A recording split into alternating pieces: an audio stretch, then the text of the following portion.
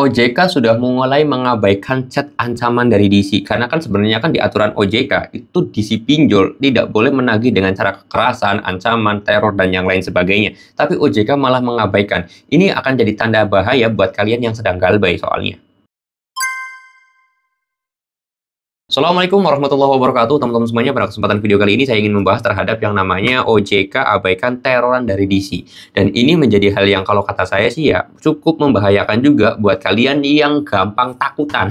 Kalau orangnya gelo atau orangnya nggak takutan itu mungkin biasa aja. Tapi kalau misalkan ini terus dibiarkan, yang saya kasihan adalah nasabah-nasabah berikutnya. Kenapa? Karena kalau misalkan DC pinjol ini didiamkan, ada teror, intimidasi, menakut-nakuti, dan yang lain sebagainya, bahkan mengancam pembunuhan, itu saya kira penagihan yang ekstrim, penagihan yang bikin orang tuh stres. Jadi nggak heran kalau misalkan orang yang sedang terlilit hutang pinjol itu banyak melakukan hal-hal kriminal, mohon maaf. Kenapa ya? Contohnya mungkin melakukan pencurian, bahkan sampai melakukan pembegalan, dan yang lain sebagainya, bahkan sampai yang putus asa juga menjalani hidup, hingga akhirnya mereka itu mau bunuh diri, gitu kan. Itu banyak sekali. Kenapa? Ya karena memang sampai detik ini belum ada respon dari OJK ketika ada nasabah yang sudah melaporkan, tapi OJK itu hanya diam aja.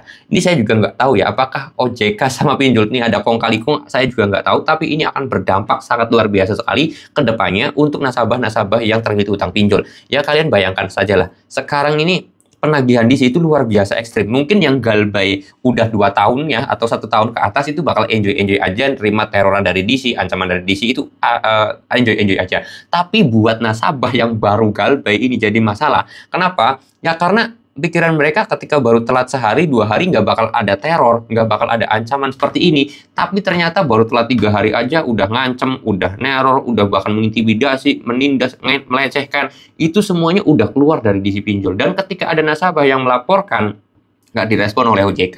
Ya memang seperti itulah. Saya kembali lagi ya, memang seperti itulah hukum di Konoha. Jadi kalau misalkan nggak viral, nggak trending, nggak semua bahas, media-media itu nggak ngelirik, ya akhirnya berita sebenarnya ini bahaya juga itu bakal hilang begitu aja. Dan kedepannya pasti saya yakin akan banyak korban lagi ketika sedang galbay pinjol. Itu udah nggak heran sih, saya yakini hal itu. Kenapa? Ya gimana nggak panik, jujur saya juga ketika galbay, ketika baru galbay kena teroran, kena ancaman dan yang lain sebagainya, ya itu pasti stres, depresi karena takut. Takutnya apa? Masih kecil, masih muda, terus kemudian udah terlilit hutang pinjol, nanti datangin orang gede tinggi gitu kan, protot. Nah itu takut, stres, akhirnya ya gali lubang tutup lubang. Itu kesalahan. Jadi sekarang sih lebih baik buat teman-teman semuanya yang sedang galbay pinjol, tolong usahakan banget jangan sampai gali lubang tutup lubang. Lebih baik kalian hapus nomor HP kalian, reset HP kalian itu agar nggak diteror lagi. Karena kalau masalah bahas teroran dari pinjol itu ya memang luar biasa sekali. Dan mudah-mudahan teman-teman tetap kuat dan mudah-mudahan banyakin rezekinya. Fokus aja usaha, fokus aja kerja, fokus cari duit yang banyak. Setelah itu ya udah bayarkan saja.